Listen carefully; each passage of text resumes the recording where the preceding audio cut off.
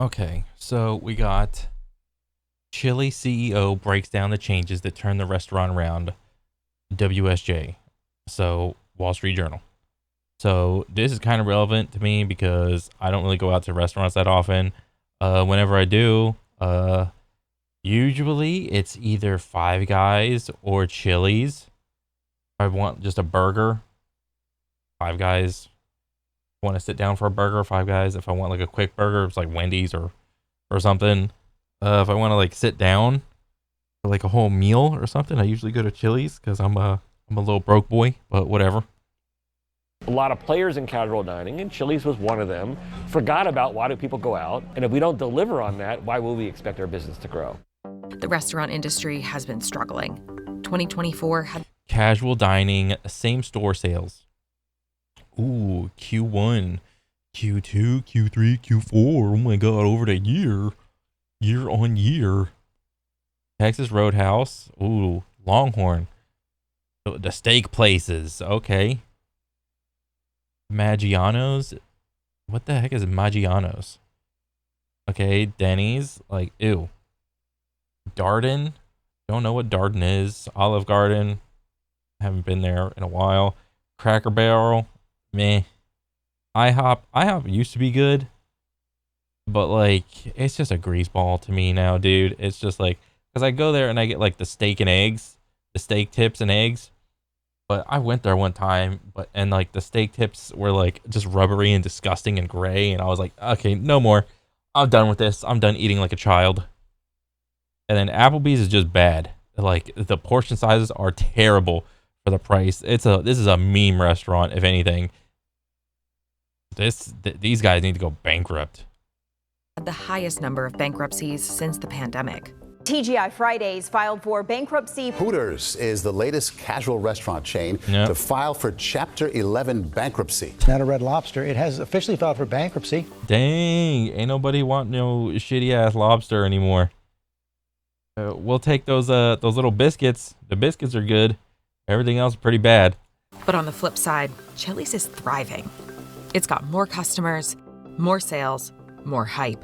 Well, yeah, because if everyone else is like filing for bankruptcy and all the other restaurants are like either closing down or people are simply choosing not to go to those restaurants, well, then what are they going to do? Well, they're going to choose something different, and that different is Chili's. Okay. This is so good. Chili's, you popped off. Oh, that's the triple dipper with the hot, the sweet and like the spicy chicken crisper dipper doodads with the sliders. That shit good. And this man is the reason why. His name is Kevin Hochman, and he's the CEO of Chili's. The Wall Street Journal's restaurants reporter Heather Haddon sat down with him to learn how he's steering Chili's through the industry's There's another triple challenges dipper. and his strategy to keep it the hottest casual dining chain in the country. There's the Southwestern egg rolls, the little mott sticks. Bro, is this like... I would like to know, has the triple dipper been the sole reason that Chili's has stayed alive? That is like the best appetizer plate, period. Because you do the chicken crispers with like the sweet stuff on it, and then you do the Southwestern egg rolls, and then you do those little mini sliders. All right, that is the best appetizer right there. I know the kitchen was a big focus in making it more efficient.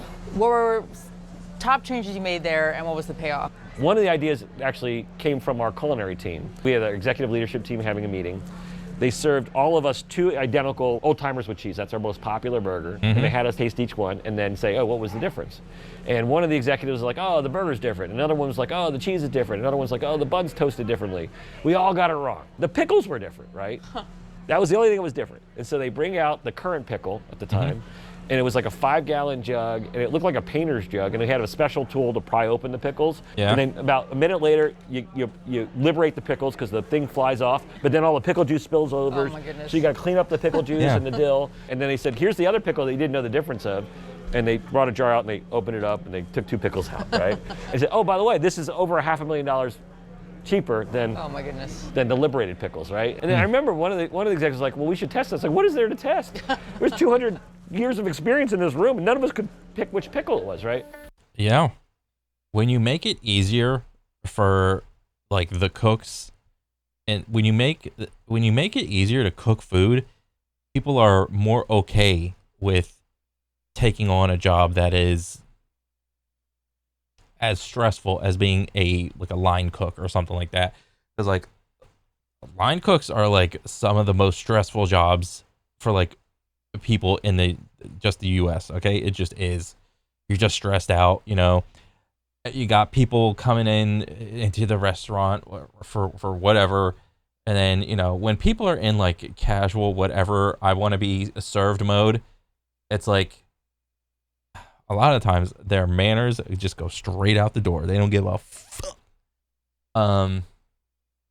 And I mean, me usually, I mean, I try to have like good manners and shit whenever I go out, but like, bro, I'll go to these like restaurants sometimes, and some of these people are so entitled and so unhinged whenever something doesn't go their way. It's embarrassing to me as like a casual like restaurant goer. I like go out to a restaurant like once or twice a year, like if that. But like the couple times I do, there's always someone just, I'm like, God. And these guys got put up with it every day. Hochman has also zeroed in on the equipment. His team looked for small changes they could make to save cooking time and money. So for example, on a burger and fries, sounds simple, right? A lot goes into that. And the fries, what we found was, one, they weren't as hot as they could be, and two, they weren't seasoned properly. And you say, well, why is that? Well, it's not the cook's fault.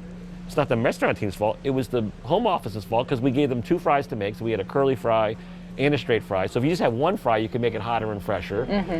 And then the seasoning process was almost impossible. So after the fries are cooked, they're put on what's called a save-a-week pan, and then they're supposed to take the shaker and do it 30 times. After 5, your arm just starts getting tired. So like, nobody's doing it 30 times, and then we wonder, why isn't the fries properly seasoned? Yeah. I wonder how many people actually like have had to gone through like the whole job assessment process and have been fired because they couldn't shake the shaker 30 times or whatever. Because this guy, Mr. CEO, was just like bitch mode complaining about like, oh, 5 times my arm hurt. Do you think he has that same, what do you call it? Empathy, sympathy, whatever, to like Joe Schmo normie guy that doesn't have another job? Like this is his sole job, that is just doing this under the hand of like the general manager's eye. Maybe he's got a good general manager, maybe he's got a shitty general manager, whatever. And maybe he's not doing like the best job or whatever. How many people have like lost their job because they couldn't like season the fries? So we used incredible innovation. We made a shaker with bigger holes. That more seasoning came out. And now you put them in a bowl. You go shake, shake, shake, toss, toss, shake, shake, shake. Fries are properly seasoned. And they're hot and fresh every time. Was there things about consumer surveys, or what had you seen when you first started? Yeah, that seems easier. Like if I were to like make fries at my house, I would have done that. Like bop, bop, shake, bop, bop. Call it a day. Said to you, the food's got to be better, and this is what I need to do. Well, I mean, you could talk to guests, but you also talk to the team members. I mean, the team members would tell you that the food needed to be better. You know, I do these listening sessions all around the country. I do about 16 a year. I'll have 15 to 20 area managers in a restaurant just like this before it opens. Oh, area manager versus district manager is probably about the same thing. Okay. He goes to the 16 meetings a year. And is that like his job? Like, and that's it? So what, more or less? Wait, did I maybe I misheard. Now you put them in a bowl. You go shake, shake, shake, toss, toss, shake, shake, shake. Fries are properly seasoned, and they're hot and fresh every time. Was there things about consumer surveys, or what had you seen when you first started that said to you, the food's got to be better, and this is what I need to do? Well, I mean, you could talk to guests, but you also talk to the team members. I mean, the team members would tell you. Yeah, but the team members aren't going to tell you anything truthful, because if they were to tell you what you actually wanted to hear, most CEOs probably in those like other restaurants probably got pissed and were to be like say some dumb shit like, no, you're wrong. Well, if you're not going to do it this way, well, then we're just going to fire you. All right. So all of the employees are kind of, what do you call it? They're indirectly influenced to just be yes men, because they don't want to say anything that's going to upset the status quo. That the food needed to be better. You know, I do these listening sessions all around the country. I do about 16 a year. I'll have 15 to 20 area managers in a restaurant just like this before it opens. We spend 2 to 3 hours. I open my laptop up. I'm taking, notes. And the main question I ask them is, if you were the CEO, what would you change tomorrow? It's a very provocative question. Sometimes, like, they're a little hesitant. I'll be like, hey, when you're... Sometimes, what do you mean? Like, you mean every time they're hesitant because you're actually talking to the CEO? So what's the implication? Not only are the lower level employees influenced to be yes men, even the area managers / district managers are kind of influenced to be yes men and to not say anything. That's the vibe I'm getting from him speaking. Cursing under your breath that the corporate made you do X. This is your chance. Like, I'm the CEO. I can make change. Like, if you don't tell me now, you can't complain about it, right? And they get all fired. If you don't tell me no, you can't complain. Yeah. And they give me lots of good ideas. So you skinny down the menu. Why is the menu that you have now the right menu? Huge advantages come out of slimming down the menu, where it allows us to make the food better. So, for example, the chicken crispers, we used to have 2 chicken crispers. We had a tempura battered crisper called the original crisper. It's about 20% of the chicken crisper business. And then we had a conventional extra crispy, we call it a crispy crisper. It's 80% of the business, right? And when you go into the back of the restaurant, the heart of the house, they have very small little pans with which they can bread each of those flavors, right? Because there's 2 flavors in this breading station that's about this big. When we got rid of the 20% variant, we could now have 1 big vat where we can make 24 at a time. Versus the old way, you could make 1 or 2 at a time. So sometimes people say they love variety, and they do, but variety can sometimes get in the way of making things consistently really, really well, and that's a... Yeah. So this happens with like big ice cream. And probably the reason crumble cookie does really good too. So one instance is that, what was it? It was like an experiment or something that they did with like ice cream. Like they had people like go inside of like this like ice cream place, but there were like upwards of like 50 plus flavors. And then when you give someone like so many varieties and choices to choose from, people are simply paralyzed from the amount of choice that they have, because if they think that they are choosing the wrong choice, they engage with this like fear of missing out like mindset. So it's like, oh, I don't want to pick the wrong one because then it's not going to be the best one. I want to pick the best one. Okay, so they take longer to order. Versus what's the opposite of that? You know, maybe you only have like 5 or 6 kinds of choices or variations of ice cream. So it's like, oh, okay, I can quickly make up my mind, and I have way less fear of missing out, like vibes going on. So you quickly make up your mind, and then you're more happy with your choice because you don't have to go, oh, I ordered this, but I secretly wanted that one. So that's a good idea that Chili's is engaged in. A great example where today we only have 1 recipe. We sell 66% more sales in chicken crispers today than we did 3 years ago because we're doing it in a much more consistent manner. It's a better product. These types of trims have slimmed down the menu by 25% in the last 2 years. But the chain has also added an important new item. So the Big Smasher, which you introduced last year, I know was a really important moment for you, for the brand, in terms of lifting your sales. Talk about developing the Big Smasher and then also marketing-wise, going after fast food. Yeah, so one of the things that our team saw, a little longer than a year ago, was and social media, people were posting their fast food receipts, and they were complaining about how expensive things were. And so we came up with the idea. Well, he probably saw that one video of the lady bitch mode complaining about the size of the pickle compared to the size of the meat. And he's like, oh shit. He doesn't want to be a part of that whole shrinkflation conversation, since he's like one of the few surviving like fast casual dining experiences that he's probably engaging in. But he doesn't want to have to deal with the repercussions of it. Like, what if we made a burger that had familiar taste profile of a famous fast food burger, but done in the format of Chili's? Makes a quarter-pound burger look tiny and, well, yeah, tiny. And then go after this idea that fast food pricing is high, right? And it's not that fast food pricing is high, or like this like sit down fast casual dining experience is just like, it's generally understood, like regardless of the actual number of, if I go out to eat, I either get like, I don't know, either convenient food store, or, you know, like gas station, whatever, like Wawa, which is like the fastest.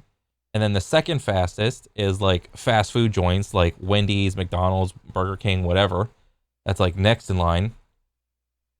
And then if I want to sit down and eat, that'll take a little longer. All right. So that's like the general hierarchy of like speedy, cheap, you know, takes a little longer and then takes a little longer. All right. That's like the tier list, more or less. But the whole thing of shrinkflation that's going on with like everything really in the economy right now, whenever you go to sit down and eat food, there is nothing that is telling you that, oh, this burger used to be like 6 or 7 or however many ounces, and now like that would have been like the weight of the burger like before. It's like, ooh, that was the weight of the burger 5 years ago, and now modern day 2025, they shaved off an ounce. Right? And they simply, to make up for the weight of the burger, they just added more lettuce, more onion, more pickle, more ketchup, more mustard. Maybe they increased the density, weight, the mass of the bun a little bit in order to compensate for the weight. All these little tiny adjustments to the burger in order to make it weigh the same, but just be more cost efficient. We did that May of last year, and the business was doing well. Before that, it just took off after that. Is it profitable, though? I mean, that's the question with all these value deals that a lot of chains have rolled out. Yeah. You know. I mean, of course it's profitable, because if it wasn't profitable, he would have like dipped out like the rest of the restaurants. It's sharp price points. They're very appealing to consumers who now are really feeling fatigued. Can you make money on it? Well, we can. And we do, and I have shareholders, and I owe it to them to continue to make money, right? So one of the things we call is a barbell strategy. That means that most customers buy an affordable option, like Chili's $6 base option margarita. But the chain also offers a premium option, like a Presidente margarita, for the few who want to splurge. As long as we continue to play on both ends of the barbell, we're going to be fine, because it allows us to manage the value mix with more premium mix that we can also make money on. But across the industry, sales haven't risen as much as Chili's, and rival chains are noticing. Oh, what happened? Public full-service chain restaurants, changes in same-store sales. Note, the average is weighted by each chain's respective annual sales volume. Sourced Technomic and Company quarterly findings. So what is this? Change in same-store sales. Okay, so in 2018, 2019, 2020, yep, we all remember what happened in 2020, 2021. There was like a sharp increase in price, but then it's like gone back down. So your competitors have definitely noticed your success. Applebee's last year came out with its $9.99 deal. Applebee's really big meal deal for only $9.99. So burger, fries, and drink for $10. I mean, that's about the same as like going to like Wendy's and getting like a combo. like either like a Dave's single or a Dave's double, is about the same. A little cheaper than your entry point for 3 for Me.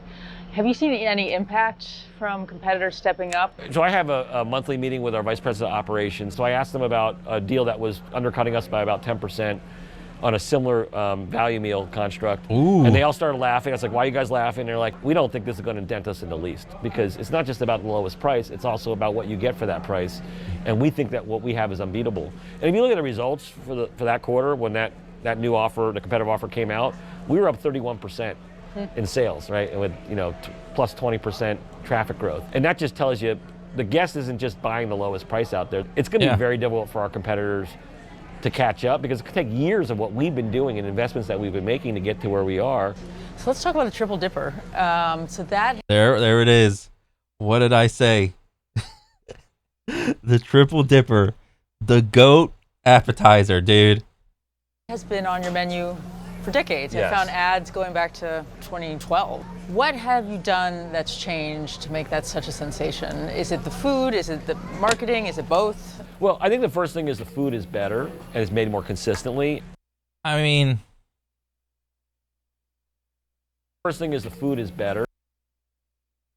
Like, let's not kid ourselves here, guys.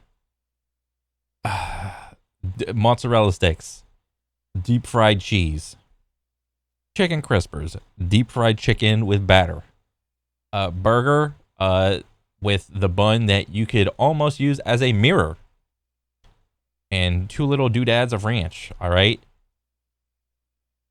I'm not going and ordering a Triple Dipper to be healthy. Okay, that's just not happening. I am under no delusion of that. And these aren't even the good chicken crispers. These don't got the sauce on it, okay? Sub these out for the sweet and spicy ones, and then sub these out for the Southwestern egg rolls, all right? And it's made more consistently. Point 2 is our marketing team did a really focused effort on bringing this into social media. I was put on this planet to do cheese pulls at Chili's. Okay, so... Triple Dipper is very consistent way a young person likes to eat, like to have lots of little things. It's experiential. You've got cheese pulls, you've got... Which is kind of funny, because that's kind of telling on just like the whole mindset and culture of like younger people with like shorter attention spans and less being adverse to, or being more adverse to commitment. Whereas, because like if it's a Triple Dipper, it's an appetizer. Right? You're not committing to anything. You can taste, and you're not committing to like the whole meal. You just want to try a little bit of everything, right? You can get away with eating a whole Triple Dipper by yourself as a meal. 100%. I've done it and ordered a whole meal on top of it. You've got products that you can dip, and we started marketing on social media, and I think that showed a young generation of like, wow, this is something that would be exciting. And then when they came into the restaurant and had a similar experience, they would start posting about it too, right? And that thing caught on fire. From 2023 to Almost. This is a 2 out of 3 Triple Dipper. Again, I don't care about no deep fried cheese bullshit, all right? This is like F tier to me. Where the sliders at? And this, what are you doing? Are you eating food, or are you trying to make like a Bob Ross painting? 2024, Triple Dipper sales increased 70% according to the company. In the last quarter of 2024, it made up 14% of all sales. With social media, how have you stoked this? Because some of it's organic, but then obviously you've played a role in making this go viral. Is it partnering with influencers? Is it being playful? I mean, we don't have access to anything different than other restaurant brands. To me, the biggest difference is the product's really good. When you see this cheese pull and it goes like this, and you're like, hey, I want to go try that. I do not want to go try that. I do not want to do a Lady and the Tramp with my best boy. No. What is this? And then you come into Chili's and it works just like that. Bro, if you stretch that cheese out, and like you saw like what the lady was doing, she quit. It's like It's like they had post-nut clarity after the cheese pull. Like, and then they go back to normal, and they're like, oh, what have we done? Here, you can have it. And she's like, oh no, I have to eat all this? And you're like, wow, like this is what I saw on TV, or this is what I saw on social. And then you tell your friends, and it becomes a part of your rotation because you had such a good experience. What do you see in the numbers, that's showing that people are buying off of social media, or the social media strategy is translating into sales? Well, our business is up about a little over 50% from 3 years ago. So some of that's triple dipper, right? 7 or 8%, but a lot of it's not the triple dipper too. So I mean, how do you differentiate if your sales is like going up? I mean, that's fine. But like, how much of that is because people are just simply either don't have access to other restaurants? So like you don't know like the reasons why people go to like your restaurant, like versus. So like, what if you had all of those other restaurants just like bang, bang, bang lined up next to each other? Well, obviously, that would be the best case scenario to prove that people are choosing to go to your restaurant because you have the better product, not simply because you erect a Chili's out in the middle of buttfuck wherever, and it's the only choice. Or because, what is it? Like you messed around and trimmed you like streamlined like the kitchen operations, you like streamlined the menu a little bit, and while everyone else was going bankrupt and maybe closing down a restaurant, since maybe people are just going to Chili's because it's the only one left. Maybe that's the reason why. So the main reason why I think our business is doing a lot better today than it was 3 years ago is, once again, the fundamentals of casual dining, which is the food's better, the service is a lot better, and it's in a fun, friendly atmosphere. We've seen when new guests come in, the time it takes them to come back to the restaurant is compressed. It's compressed because they're having a good experience and they're coming back sooner, right? So to me, that's the big difference, is that we've done a really good job with the experience. In terms of, sustaining what you're doing, this summer would be a year of positive traffic, which in this industry is really exceptional. I mean, everyone is hurting for traffic right now. How do you keep that going? The way we're going to keep growing the business is So here's the thing. What kind of things are you just hearing and like generally feeling? And this is like a feels over facts type of thing. More people are lonely. Less people are actually engaged with like getting like married or whatever. People are more likely to be in situationships than actual relationships or whatever. But because people choose to like just be by themselves more, they are less likely to like go out and eat at a restaurant by themselves. Because when you go out to eat at a restaurant by yourself, you kind of look weird. Like, you're not actually weird, but it's like a weird like look for like just one person to like have a whole table by themselves and just eat food, or,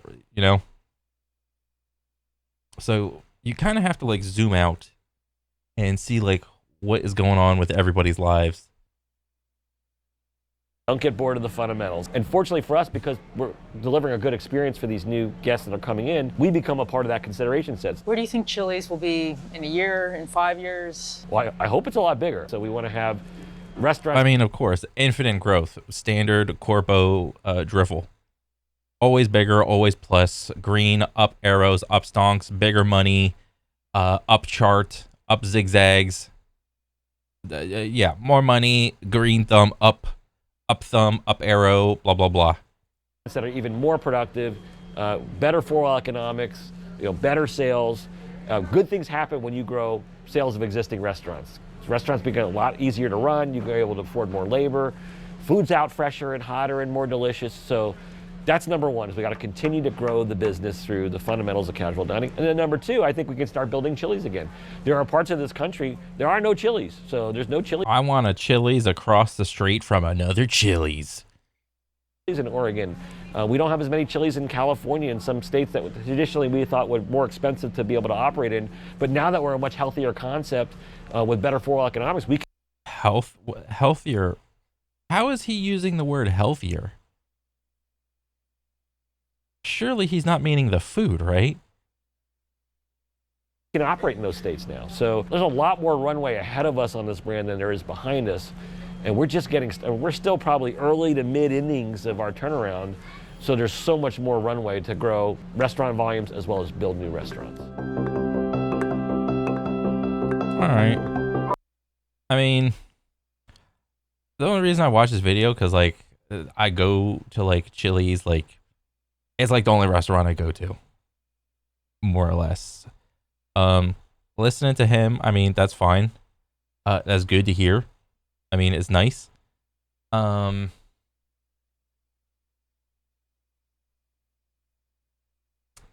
don't know. Like, I'm just a very casual normie. I'm not going to Chili's like once a week or once a month or anything crazy like that. But a few times that I do go, like I go out, I'm just like, nothing serious. Just go to Chili's. It's fine. So that's cool.